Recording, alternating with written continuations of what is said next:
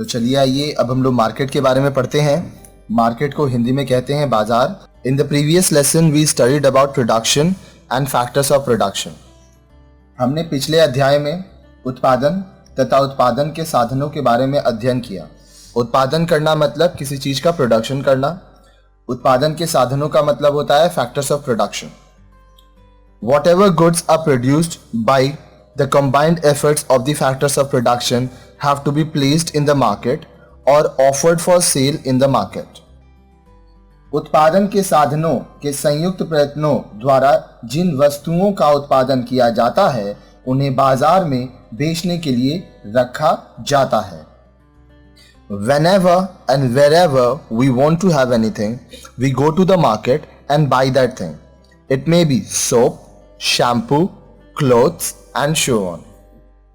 जब कभी कभी हमको कोई वस्तु चाहिए होता है हम बाजार जाते हैं और उस वस्तु को खरीद लेते हैं। ये वस्तुएं साबुन, शैम्पू, कपड़े तथा इसी प्रकार के अन्य वस्तुएं हो सकती हैं। तो देखिए मार्केट क्या हुआ। मार्केट एक ऐसा जगह है जहां पर आप अपने आवश्यकता अनुसार चीज़ों को खरीद सकते हैं। जो भी चीज़ आपको चाहिए वो आपको मार्केट में मिलेगी। इसके लिए आपको वहाँ पैसा देना होगा। पैसा देके आप वो चीज़ खरीद सकते हैं। अब चलिए हम लोग पढ़ते हैं मीनिंग ऑफ मार्केट, जिसको हिंदी में कहते हैं बाजार का अर्थ। Ordinarily the term market refers to a place where goods are purchased and sold, such as big Bazaar, Chandni Chowk in Delhi, Fashion Street in Mumbai, and many more. Market should not be limited to a particular place. In economics, market can exist even without personal contact of buyers and sellers. साधारणतः बाजार से अभिप्राय किसी स्थान से होता है जहां वस्तुओं का खरीद बिक्री, क्रय विक्रय होता है, जैसे बिग बाजार, दिल्ली में चांदनी चौक, मुंबई में फैशन स्ट्रीट आदि। बाजार किसी विशेष स्थान तक सीमित नहीं होना चाहिए। अर्थशास्त्र में क्रेताओं, खरीदारों तथा विक्रेताओं जो सामान को बेचते हैं के व्यक्तिगत संपर्क के बिना भी बाजार का अस्तित्व हो सकता है। In this way, market refers to the arrangement in a given area where buyers and sellers come in contact with each other directly or indirectly to buy or sell goods. इस प्रकार बाजार से अभिप्राय किसी दिए गए क्षेत्र में उस व्यवस्था से है जिसके द्वारा वस्तुओं के क्रय विक्रय, खरीद बिक्री के लिए क्रेता तथा विक्रेता, क्रेता खरीदने वाला, विक्रेता बेचने वाला, प्रत्यक्ष अथवा अप्रत्यक्ष रूप से संपर्क में आते हैं। प्रत्यक्ष मतलब डायरेक्टली, अप्रत्यक्ष मतलब indirectly. This definition indicates that face to face contact is not necessary for the market. परिभाषा से हमें यह समझ आता है कि बाजार के लिए सम्मुख संपर्क आवश्यक नहीं है। समूह संपर्क का अर्थ है फेस टू फेस, ठीक है। Buyers and sellers can carry on their transactions indirectly through agents, telephone, mobile और इंटरनेट। क्रेता तथा विक्रेता, याद रखिएगा क्रेता का मतलब होता है बायर और विक्रेता का मतलब होता है सेलर्स।